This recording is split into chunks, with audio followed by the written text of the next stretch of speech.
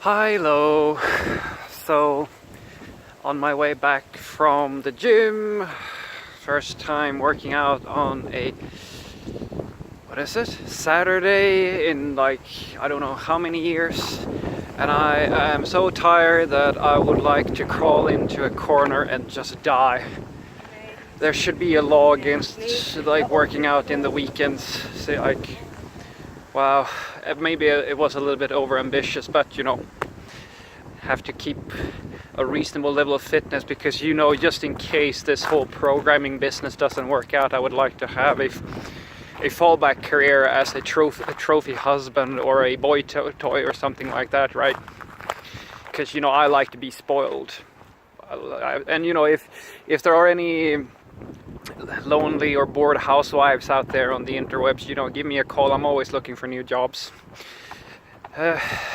And like my nose is fairly big and my hands are fairly big, and so are my feet. And you know what they say about that, though. On the flip side, my penis is microscopic in size. So, but I like to think that I make up for it, by having absolutely no shame whatsoever. I'll do anything. I discovered that I had that ability about the same time when my mother walked in on me wearing her lingerie, prancing around, and that experience taught me two important life lessons. One is that I have a special place inside where I feel absolutely nothing, and the second thing is that I look absolutely gorgeous in high heels. But let's go back to talking about programming. So programming, what I was going to talk to you a little bit about now is not so much about coding itself, but rather trying to get you to understand a fundamental thing about programming, that it's actually really only the first step. And what I mean by that is that programming and creating software is just the tools you have in order to manifest an idea of some sort.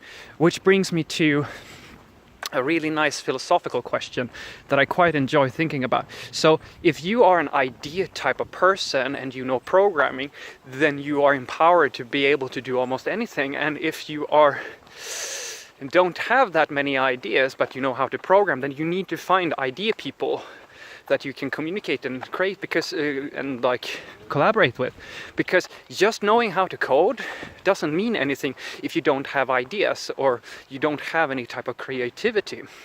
That you need both. So it's like a painter that knows how to paint but doesn't know what to paint in essence. So I thought I was going to share some experiences I've had when it comes to getting ideas that are fairly good and how to build things. So one of my favorite things is, of course, asking yourself, what do you need in your life that could be very useful? Now, I'm going to be honest, there are very few projects I myself have created that I found really useful. They're usually very small things, such as I play a lot of computer games, and so I realized that some tasks are very menial or very repetitive when it comes to certain computer games, especially most MMORPGs and so forth. So I've created small programs that will, on a cycle or a timer, click certain buttons for me, things of that nature, so I can farm things easy and that type of stuff. I also created small tools that I use myself for various purposes, snippets and stuff of that nature. These are very tiny things, but what's pretty cool is that every once in a while you get one of these really good ideas. And the idea I've had that was most useful to me myself has been my social network bot. So I realized a long time ago that I needed to take social media a little bit serious, at least. And so I created an automated system that would manage my social media for me. It would like things randomly, and it would connect with people people, and all that type of stuff, so that I didn't have to do that myself. I even integrated it with Cleverbot, which is a Google product, I think, that it's a chatting system. You can chat with it. It didn't work so well. What I tried to do was that somebody sends me a personal message, and then I take that information, send it to Cleverbot, get the response from Cleverbot, and send it back to them. And it was working for a few days until it started saying really weird, creepy stuff. Like, I remember this one recruiter sent me a message and Cleverbot responded by saying, "Yes, I agree, we should kill all the humans." And then I kind of shut that down, but it was like a nice, interesting idea. And so these things are for me. And then I create all kinds of small things just to play around with. But when it comes to like bigger ideas, things that you might want to make for other people, fundamentally what you want to go for is to learn from people. Like, understand people, understand the daily lives of the people around you. Because like I got this question from one of my best friends, soon to be wife. She asked me, like, how do you figure out what's a good idea and what's not a good idea? And I said, it's actually not that hard. It's, you listen to people. You listen to them talk about things that annoy them, or things that they find very trivial or boring or whatever. And the more you listen, you try to distill that down into like a concept of some sort. Something that's like, I can take my services as an example, my new job.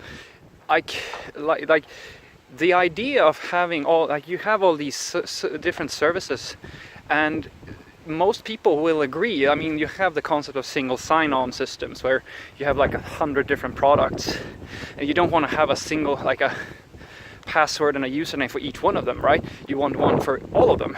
And it's actually not it's a very clear desire. What like single sign-on was distilled from the need that of the people had to not having to manage all these different user accounts, to just have a single user account that signed them into everything. And my services is very much the same type of space of such an idea, where you have all these services and you want to have a single place where you can manage all of them, which is, it's genius. And so I spoke to his soon-to-be wife, and I said, then that's in essence, I believe, the best way to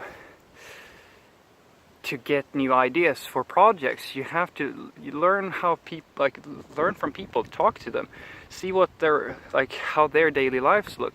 One thing I'm working on right now, which it's just a prototype, is that I have a few friends who have been saying that, when you get a receipt in the shops, they would really they hate having all these receipts in their wallets, and they have to have these physical receipts because it's always good to save your receipts. And they said it would be so nice if we could have a way of just managing all these receipts, because I don't want to keep them around. And I thought, hey, maybe I could use an OCR image, an image scraper, and just create a little phone app that allows you to take a photo of your receipt, and it saves the critical information, because usually every receipt has a reference number of some sort that uniquely identifies that specific receipt. And that's really that's really all the cashier needs in order to find your information. It is as good as the receipt itself.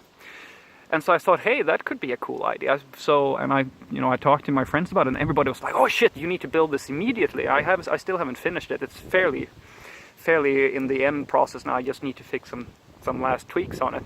But that's an example of how you can come up with a really great idea. And then of course there are other ways as well. But I think that fundamentally what you want to do is to talk to people and listen to what their needs are, because trust me, Facebook and these super products that came around, you can absolutely, it is possible for you to just guess what's going to be a really big thing or a good idea. Build it and be an overnight success. But trust me, that's not usually how it happens. usually it comes from figuring out what's lacking in the world or what people are missing. The tricky part is to figure out, because most people actually don't know what they're lacking. You can't just ask somebody, what is lacking in your life? What do you need? Because it's very difficult to get a good answer from that. My friends, like the woman I was talking to, his soon-to-be wife, she said that, oh, I have this idea, I have all these thoughts, but I would really like a system that helps me organize all my thoughts in some way. And I said, yeah, I can relate to that. I think there's a lot of people that would love to have like some type of dialogue with a database system that stores all your thoughts in audio format or something like that, and then creates has an algorithm that figures out cool new concepts with it. But I told her that that's a massive job for a single developer to do. I don't even think it might not even be possible, because it fundamentally gets into like, how do you create relevant information and what's relevant to each individual. We're basically talking about AI here. And so it's like, so you kind of see what I'm saying. Like, most people have different needs and desires that they can think of at a physical level, like, or at the cognitive level, like they actually have real thoughts about it. But those are usually the ideas that are very either almost impossible to do, or they don't like they can't even tell you exactly what it is that they need. So what you want to look for is these subtle things. And usually it's things that are like, you just listen to people, listen to them complain about things. And I mean, that sounds negative, but it's actually not, because it's usually these small things that it's almost like it's a given that that's the way it has to work. Because in their world, they're not consciously thinking about, hey, maybe we could build something that fixes this. And that's your job. That's your job. Listen to people and figure out how you can, as a programmer, can solve these tiny problems in their daily life.